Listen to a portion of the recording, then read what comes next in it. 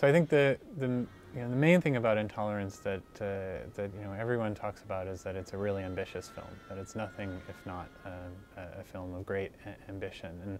And the thing about projects like that is that they tend to have robust afterlives. Even if they kind of tank commercially initially, they wind up inhabiting all sorts of strange spaces. They get picked up by museums, by schools.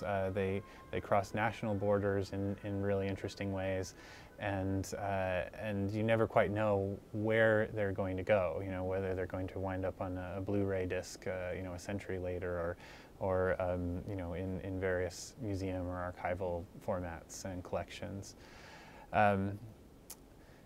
And this kind of afterlife for Intolerance is one that Griffith was even in control of and tried to control during his lifetime. He was continually re-editing and re-releasing either the whole film or versions of the film, trying to repackage it and make it marketable, or at least make it able to circulate.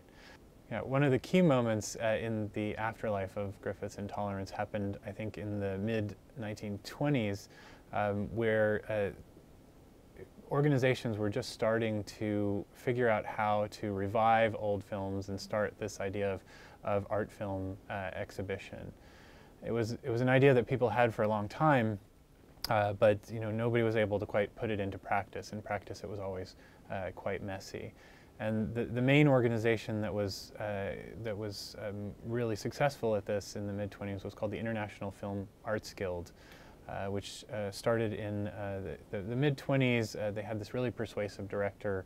His name was Simon Gold, and he was just relentless in contacting producers and directors and flattering their work and really trying to get them to show, to allow their films to be shown in this new revival context. And Griffith was the first big director-focused revival at the Film Arts Guild in New York City. He saw in these revival screenings first an attempt to reevaluate his own work and to make his reputation more prominent, but also I think a way to do these publicity tie-ins with the films that he's making at the time.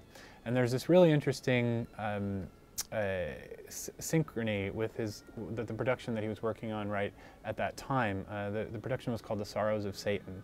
It was an adaptation of Marie Corelli's sort of blockbuster novel, one of the best-selling novels of the 1890s. And Paramount finally got the rights to it, and they gave it to Griffith. And the production seemed like a good thing, that it was going well, and then it just went terribly over budget, and there was a lot of conflict between different people who were involved in the making of the film. But he was working on Sorrows of Satan at exactly the same time that this revival was happening, and so what you see in the critical discussion in the newspapers of the time is this movement in two directions at once.